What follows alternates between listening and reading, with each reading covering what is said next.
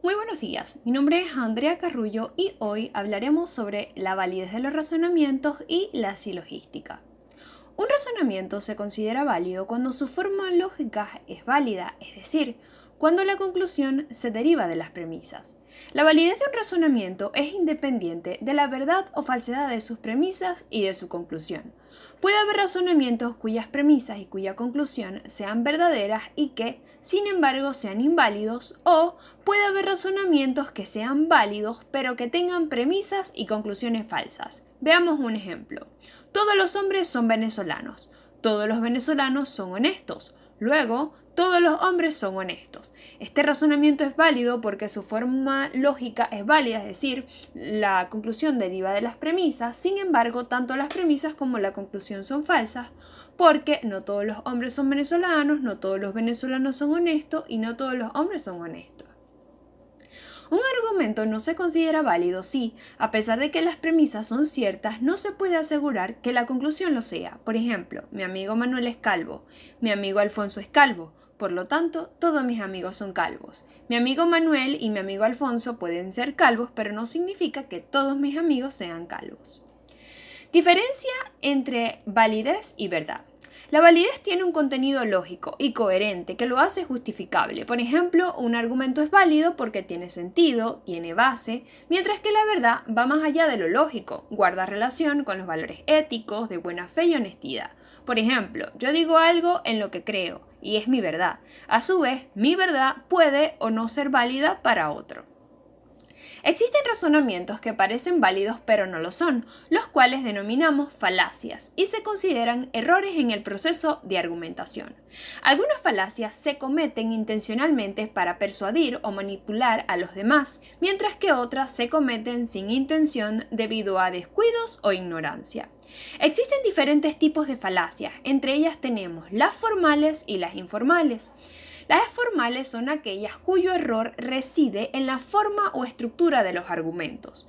Algunos ejemplos pueden ser la llamada falacia de la negación del antecedente, en la cual el razonamiento se articula como si al negar una premisa, la conclusión de esta tuviera que ser necesariamente falsa. Por ejemplo, si bebo 1 litro de cerveza, entonces me emborracho. No he bebido 1 litro de cerveza, por lo tanto no estoy borracho. Afirmación del consecuente. En esta falacia formal se asume que si una premisa es cierta en todas, entonces la consecuencia de esta premisa también señala si su antecesora es verdad o no.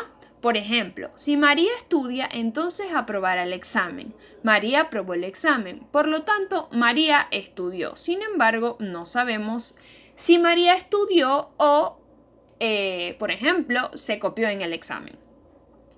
Las falacias informales, por su parte, ellas pretenden convencer al interlocutor con elementos no pertinentes o irracionales. Algunos ejemplos son falacia ad hominem. Esta se llama a todo argumento que en vez de atacar la posición y las afirmaciones del interlocutor, ataca al interlocutor mismo. Por ejemplo, si alguien argumenta, usted dice que robar está mal, pero usted también lo hace, está cometiendo una falacia ad hominem, pues pretende refutar la proposición robar está mal mediante un ataque al oponente. Si un ladrón dice que robar está mal, quizás sea muy hipócrita de su parte, pero eso no afecta en nada a la verdad o a la falsedad de la proposición en sí. Otro ejemplo sería la falacia ad ignorantium o llamada a la ignorancia. Esta es una falacia que consiste en defender una proposición, argumentando que no existe prueba de lo contrario, diciendo la incapacidad de un oponente a presentar pruebas convincentes de lo contrario. Por ejemplo, sobre la existencia de Dios. No se puede probar que Dios no existe, por lo tanto, Dios existe. Cuando hablamos de la silogística, nos referimos a la parte de la filosofía que estudia los silogismos. El silogismo es una forma de razonamiento deductivo que consta de dos proposiciones como premisas, una mayor y una menor, y otra como conclusión, siendo la última, es decir, la conclusión, una inferencia deductiva de las otras dos. Por ejemplo, todos los hombres son mortales. Esta sería la premisa mayor. Pedro es hombre, que sería la premisa menor. Y la conclusión sería: Pedro es mortal. En lógica se entiende por dilema el silogismo condicional en el que la proposición mayor es una disyuntiva de suposiciones opuestas de cada una cuyas alternativas siguen la misma conclusión. Por ejemplo, esta tarde irás al cine o al teatro, pero si vas al cine, a la salida irás a cenar, y si vas al teatro, a la salida irás a cenar. Por consiguiente, tanto si vas al cine como si vas al teatro, irás después a cenar. Existen diferentes tipos de dilemas silogísticos, entre ellos tenemos los simples y los complejos. En los simples es aquellos en donde las conclusiones son idénticas. Por ejemplo, una de dos: ¿intenta irritarnos o no? Si lo intenta, no debemos enfadarnos, porque le proporcionaríamos una satisfacción que no merece. Si no lo intenta, tampoco debemos enfadarnos, porque sería hacerle una injusticia. Luego, en ningún caso debemos enfadarnos. Los complejos, por su parte, son aquellos en el que las conclusiones son diferentes, pero de la misma calidad a efectos prácticos generalmente malos. Por ejemplo, ¿apruebas la reforma laboral o no la apruebas? Si la apruebas, te malquitas a los sindicatos. Si no la apruebas, te enfrentan a los empresarios. En cualquier caso, vas a quedar mal, o con los sindicatos o con los empresarios. Tanto los dilemas simples como los complejos pueden ser constructivos y destructivos. Además, tenemos los dilemas clásicos, que consisten en elegir entre dos o más alternativas en las cuales los resultados son igualmente indeseables o igualmente favorables. Reglas para la corrección de dilemas. Habíamos comentado que los dilemas, ¿verdad?, pueden ser simples y complejos, y que estos a su vez se pueden dividir en constructivos y destructivos.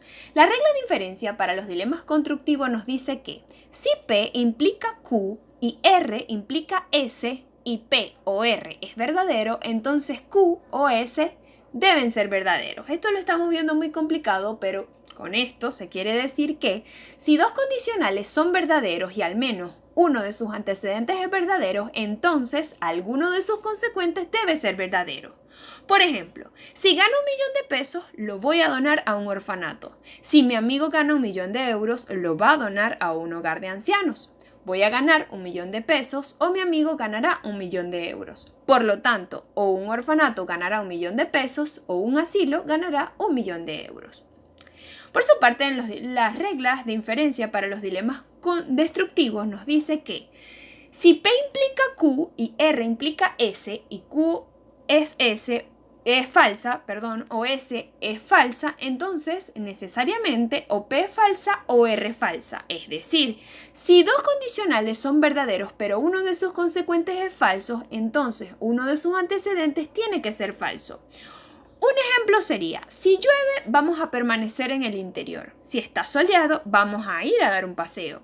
O bien, no vamos a permanecer en el interior o no vamos a ir a dar un paseo, o ambos. Por lo tanto, o bien no va a llover o no va a estar soleado, o ambos.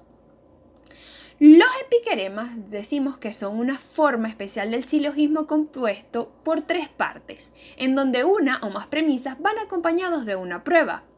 A diferencia del entimema, el epiquerema añade un complemento a las preposiciones, ya sea a la premisa mayor, a la premisa menor o a la conclusión. Por ejemplo, todos los hombres son mortales porque son vivientes. Sócrates es hombre porque nació de un humano. Sócrates es mortal porque es viviente y nació de un humano.